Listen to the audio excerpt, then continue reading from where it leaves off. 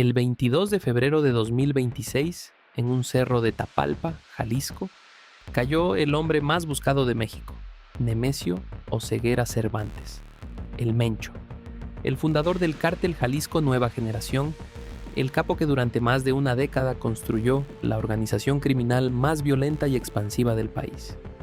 Llevaba años esquivando al ejército, a la marina, a la DEA, y esa mañana un operativo de fuerzas especiales le puso fin.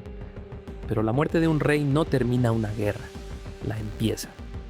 Porque en el mundo del narco, cuando cae el que manda, lo que viene después casi siempre es peor. La pregunta que se hicieron todas las agencias de seguridad en México y en Estados Unidos fue la misma. Y era una pregunta con mucho peso. ¿Quién se queda con el CJNG? Un cártel que mueve miles de millones de dólares al año, que tiene presencia en más de 40 países, que controla rutas de fentanilo, de metanfetamina, de cocaína. Una máquina criminal de entre 15,000 y 20,000 integrantes.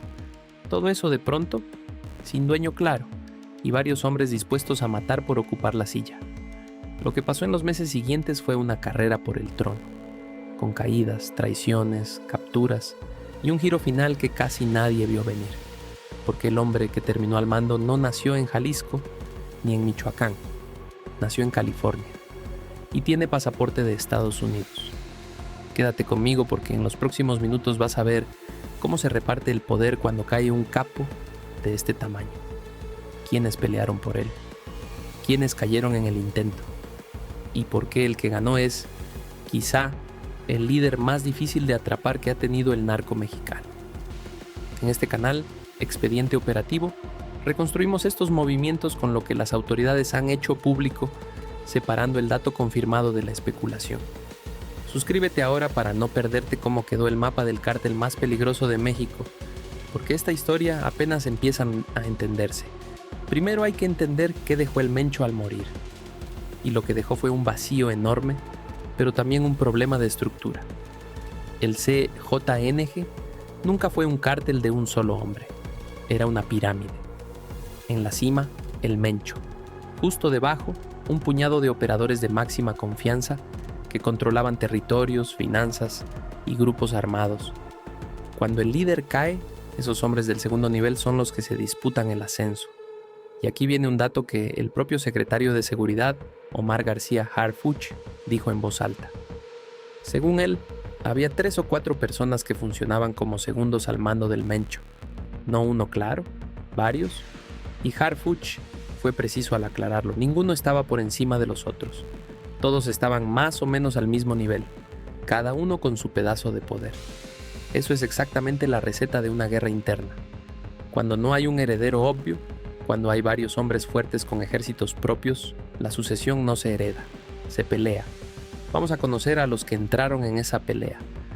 Porque para entender por qué ganó el 03, hay que entender a quién estuvo enfrente.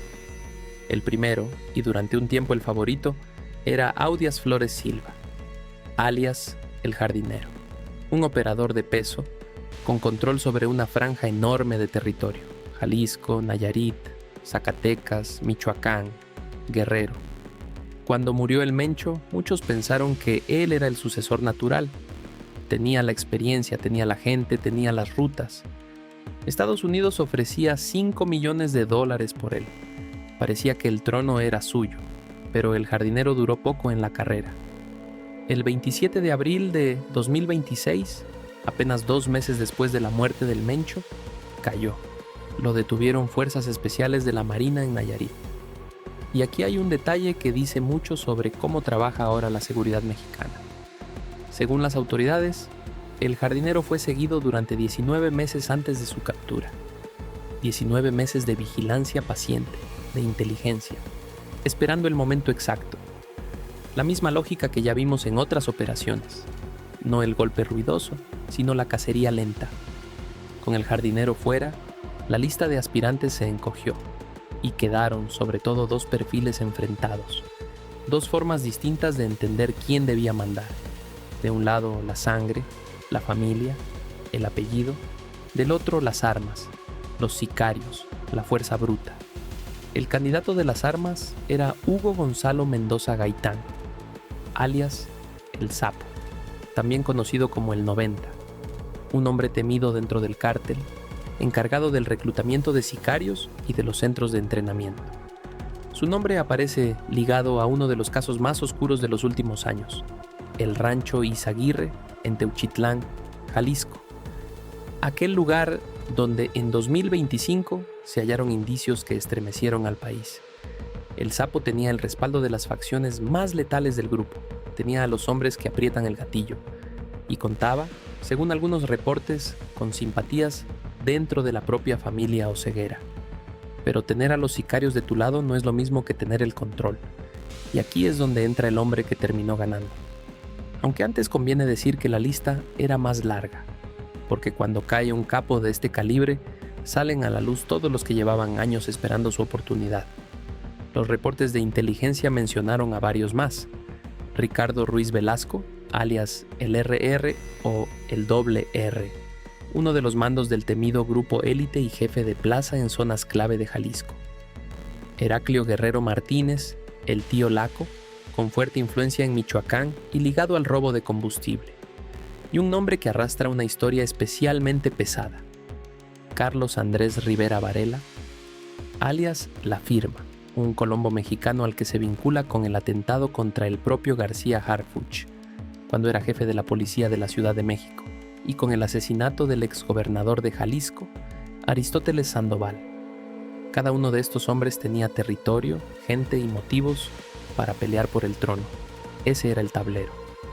Media docena de operadores violentos, todos midiéndose, todos calculando. Y en medio de ese tablero, uno fue moviéndose distinto, no a tiros, por apellido.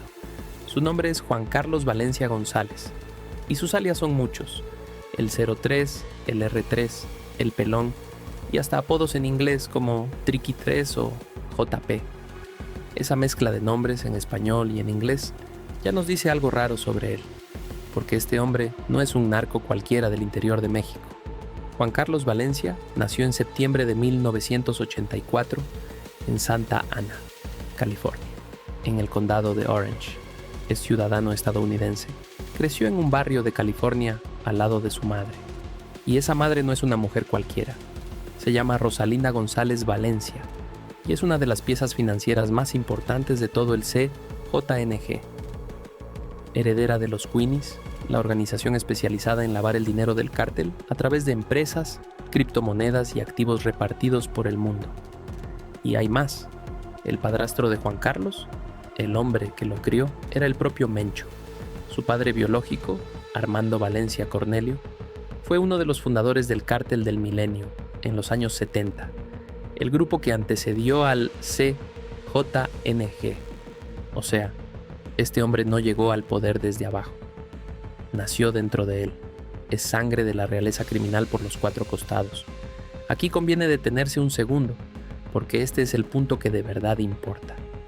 Si te está quedando claro cómo funciona una dinastía criminal, quédate, porque lo que viene explica por qué este hombre es tan difícil de tocar. Y si valoras que alguien te arme el rompecabezas completo, con nombres, fechas y fuentes, en vez de soltarte titulares sueltos, este es tu canal. Dale a suscribirte y seguimos. Cuando Estados Unidos actualizó su guía antiterrorista, a través del Centro Nacional Antiterrorismo, el veredicto fue claro: Juan Carlos Valencia González, el 03, es el nuevo líder del CJNG. No un candidato, no un aspirante, el líder. La ficha oficial lo describe como la cabeza de una estructura jerárquica donde los jefes regionales manejan las operaciones diarias, pero responden a él. Y por su cabeza, el Departamento de Estado ofrece una recompensa de $5 millones. ¿Por qué ganó él y no el Sapo, el hombre de los sicarios? La respuesta tiene que ver con algo que en el narco pesa más que las balas: la legitimidad. El 03 es familia directa. Es el hijastro del Mencho, el sobrino de los líderes de los Queenies. Dentro del cártel, según los reportes de inteligencia, se le considera el heredero con mayor legitimidad para asegurar una transición pacífica y evitar que la organización se rompa en pedazos. 2 lugartenientes de alto rango, incluido en su momento el jardinero, habrían acordado no disputar su ascenso. En otras palabras, para evitar una guerra civil dentro del cártel, Los pesos pesados se cuadraron detrás del apellido, y el hijo biológico del Mencho, que en teoría sería el primero en la línea de sucesión, no estaba disponible para ocupar el lugar. Rubén Oseguera González enfrenta una cadena perpetua en una cárcel de Estados Unidos. El trono, por así decirlo, estaba libre para el siguiente de la familia. Así quedó la nueva cúpula, en la cima el 03, y debajo, como sus principales lugartenientes, dos nombres: Julio Alberto Castillo Rodríguez, alias El Chorro, yerno del Mencho, casado con una de sus hijas y encargado de un punto clave: el control del puerto de Manzanillo, en Colima, por donde entran los precursores químicos que llegan de Asia para fabricar fentanilo y metanfetamina. Y el propio Sapo, que en lugar de quedar fuera, fue integrado como operador armado. El rival absorbido. Es la forma más vieja de terminar una disputa. Si no puedes eliminar a tu contrincante, lo sientas a tu mesa. Ahora bien, aquí es donde este caso se vuelve verdaderamente distinto a cualquier otra sucesión de narco que hayas visto. Porque el nuevo líder tiene un escudo que ninguno de sus antecesores tuvo, un escudo de papel, su pasaporte estadounidense. Piénsalo, el Mencho era mexicano, la Marina y el Ejército podían perseguirlo en territorio mexicano sin más complicación que encontrarlo, pero Juan Carlos Valencia es ciudadano de Estados Unidos, y eso, por increíble que suene, le da una capa de protección legal frente al propio gobierno estadounidense. Según el reporte que destapó todo esto, publicado por el Wall Street Journal, para que las agencias de Estados Unidos puedan vigilar o investigar a uno de sus propios ciudadanos en el extranjero, hacen falta permisos especiales. Se necesita la aprobación de la fiscal general del país y hay que convencer a un tribunal secreto, el que autoriza la vigilancia de inteligencia extranjera, de que ese ciudadano está actuando como agente de una potencia extranjera. Es un proceso complejo, lento, lleno de trabas legales. Trabas que no existen cuando el objetivo es un extranjero. Dicho de forma simple, el hombre que dirige el cártel más violento de México está, en parte, protegido por las mismas leyes del país que más lo quiere ver caer. Y aquí es donde este canal hace lo que siempre hace: preguntar qué falta por explicar, porque hay huecos en esta historia que nadie ha aclarado del todo. El primero: si Estados Unidos lo busca desde al menos 2021 por tráfico de cocaína y metanfetamina, y si conocen su nombre, su rostro, su fecha de nacimiento y hasta el barrio donde creció en California, ¿por qué sigue libre? ¿Es solo el obstáculo legal de su nacionalidad o hay algo más? La respuesta oficial se queda en lo jurídico, pero la pregunta sigue en el aire.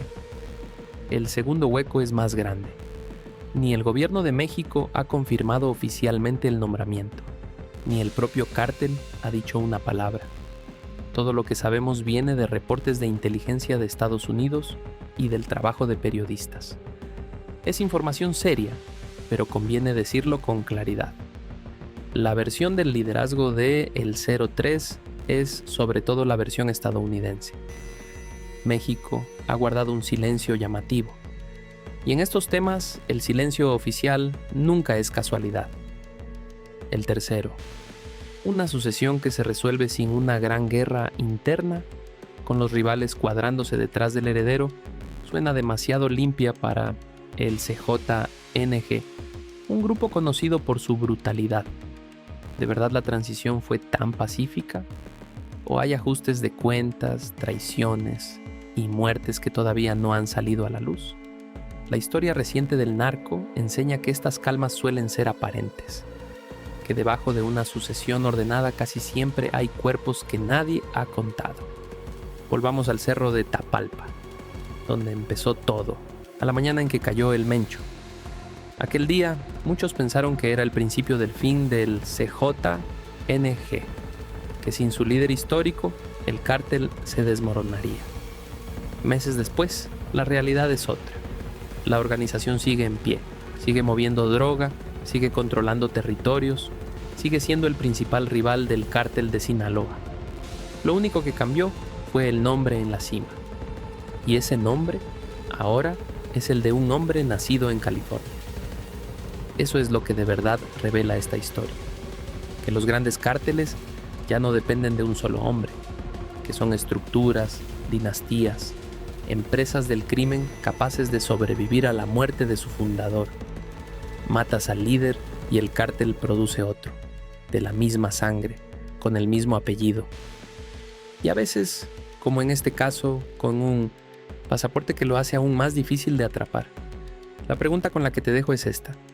Si abatir al capo más buscado del país no detuvo a su organización, sino que simplemente puso a otro en su lugar, ¿estamos ganando esta guerra o solo cambiando los nombres de quienes la pierden? Piénsalo. Y si crees que estas historias hay que contarlas con datos y sin sensacionalismo, ayúdame a que lleguen a más gente. Suscríbete. Déjame en los comentarios si crees que el 03 caerá algún día. Y comparte el vídeo con alguien que todavía piense que matar al líder acaba con el cártel, porque el caso del Mencho demuestra justo lo contrario. En el próximo expediente seguiremos siguiendo el rastro. Nos vemos ahí.